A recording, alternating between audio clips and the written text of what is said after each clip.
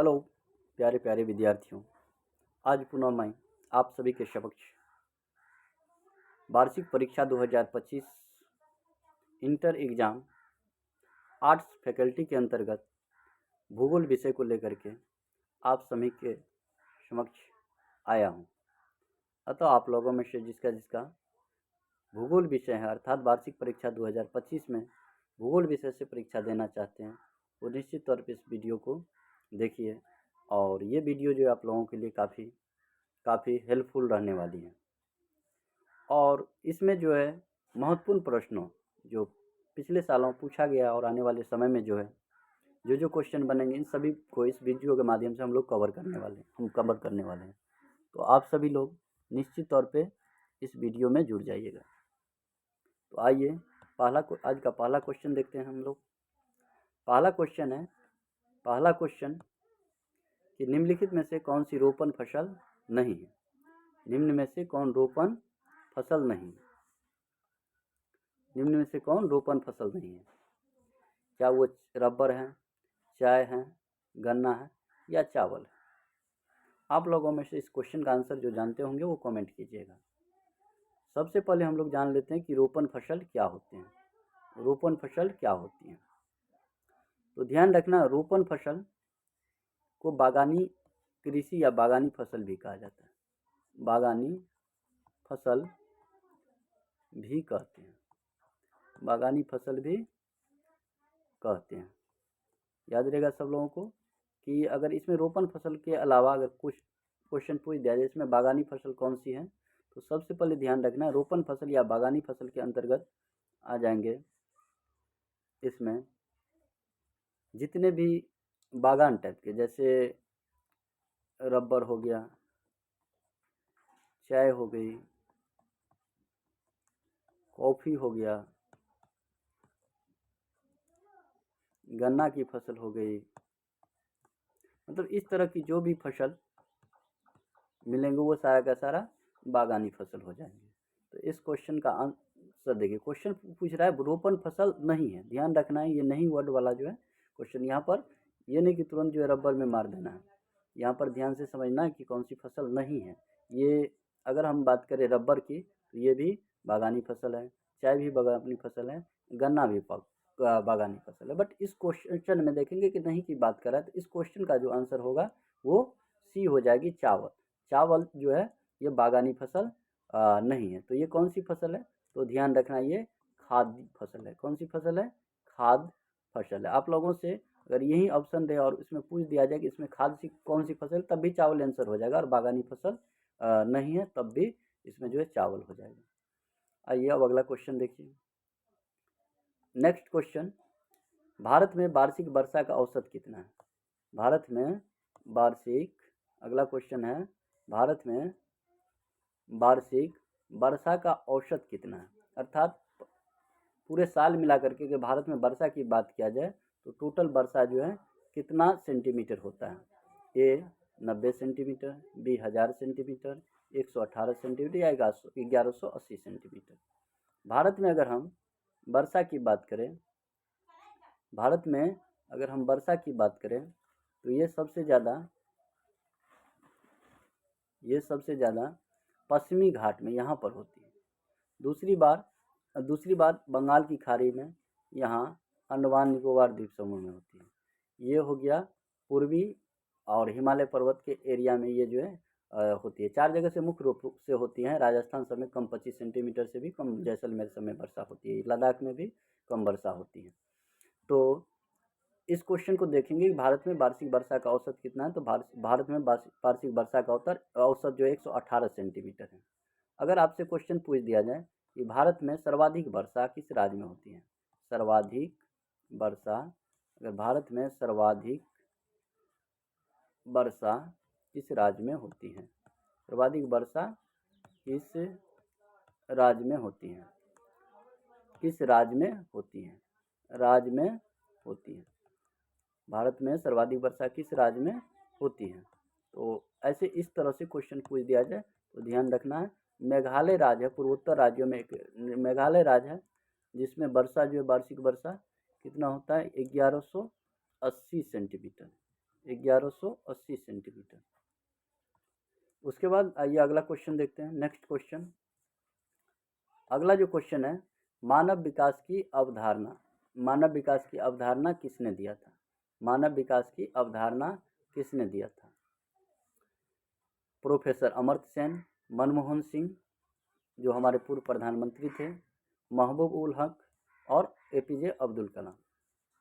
तो ध्यान रखना, मानव विकास की अवधारणा जो है प्रोफेसर अमर्त्य सेन ने दिया था। ये प्रीवियस टाइम में, पिछले सालों में पूछा गया क्वेश्चन है। ये हमारे पूर्व प्रधानमंत्री थे, प्रधानमंत्री थे जो भारत की अर्थव्यवस्था को काफ़ी सुधारा था। कौन? मनमोहन सिंह प्रधानमंत्री थे, पूर्व प्रधानमंत्री। अगर हम महबूब उल हक की बात करें, ये पाकिस्तान के एक अर्थशास्त्री थे, एक अर्थशास्त्री थे। क्वेश्चन पूछ सकता है महबूब उल हक किस देश के थे? तो पाकिस्तान के। ध्यान रखना। एपीजे अब्दुल कलाम को मिसाइल मैन के नाम से जाना जाता है, मिसाइल मैन के नाम से जाना जाता है। क्वेश्चन ये भी रह सकता है कि इसमें मिसाइल मैन किसे कहते हैं? तो एपीजे अब्दुल कलाम को।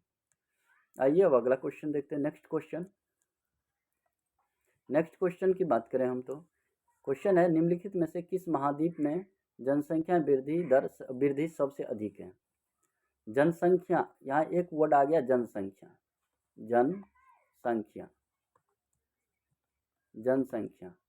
जन मतलब कोई भी जीवित जीव, संख्या मतलब उसकी गिनती, है ना। तो जीवों की संख्या को जनसंख्या का मतलब जीवों की संख्या को हम लोग जनसंख्या के अंदर, जीवों की संख्या को हम लोग जनसंख्या के अंतर्गत रख सकते हैं।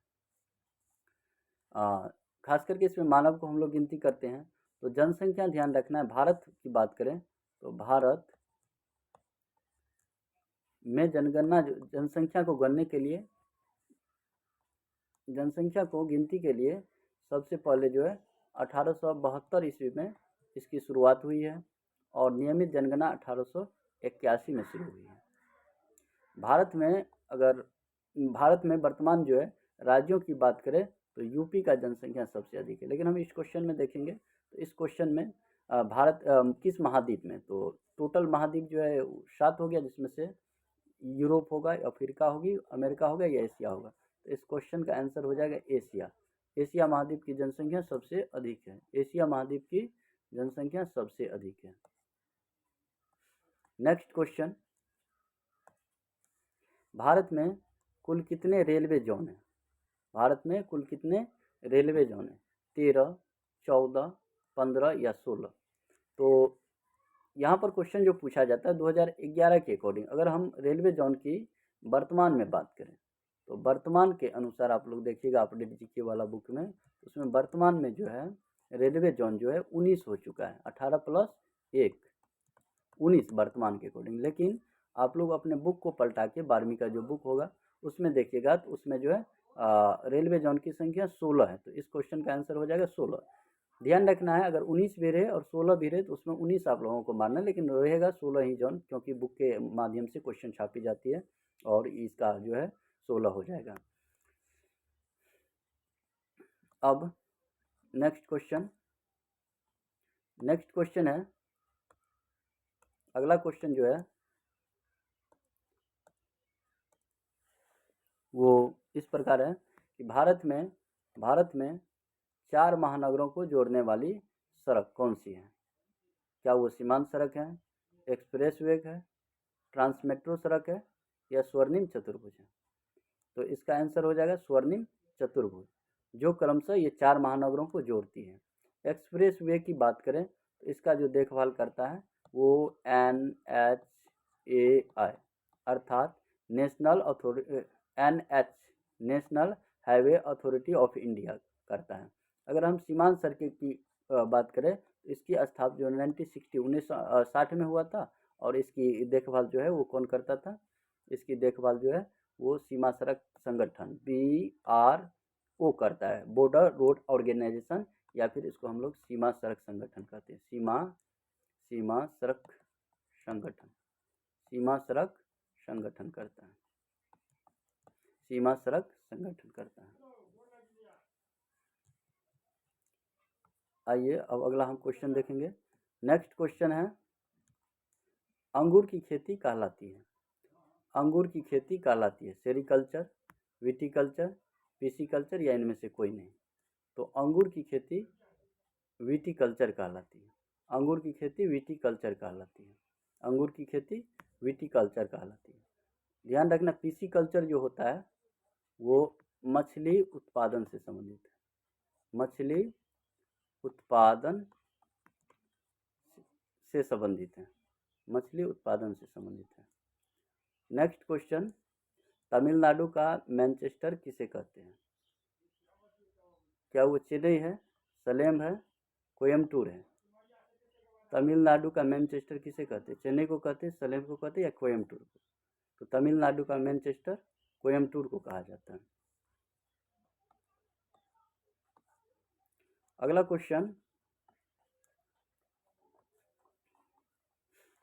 भारत का पहला परमाणु ऊर्जा केंद्र कहाँ स्थापित किया गया? बोकारो में, तारापुर में, चेन्नई में या नरोरा में? तो ध्यान रखना, इसका आंसर हो जाएगा तारापुर। तारापुर परमाणु ऊर्जा केंद्र, जो भारत का पहला परमाणु ऊर्जा केंद्र तारापुर है। तारापुर जो है ये तमिलनाडु में पड़ता है। नेक्स्ट क्वेश्चन, बाबा बुदन की पहाड़ी कहाँ पर है? कर्नाटक में, गोवा में, झारखंड में, उड़ीसा में? बाबा बुदन की पहाड़ी कर्नाटक में। और ये बाबा बुदन की पहाड़ी जो है ये जो है कॉफ़ी के लिए प्रसिद्ध था। कॉफ़ी के लिए